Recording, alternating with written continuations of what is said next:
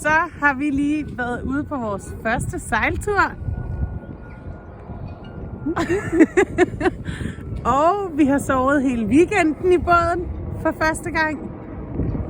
Kan du ikke fortælle lidt om, hvordan det var, skat? Jo, grunden til, at I ikke var med på den første tur, det er fordi, der er lige nogle ting, vi skal lære, og vi skal lige gro nogle ekstra hænder, så vi for en bare skal optage det, vi laver. Vi har mange ting, vi skal lære. Vi skal også lige lære hinanden at kende på vandet. Det er jo åbenbart lidt anderledes. Der er en kaptajn, der bestemmer. Man må ikke stille spørgsmål til, hvorfor den der bøje, den er der først om 700 meter. Hvorfor skal vi regne med det nu? Men det skal man så.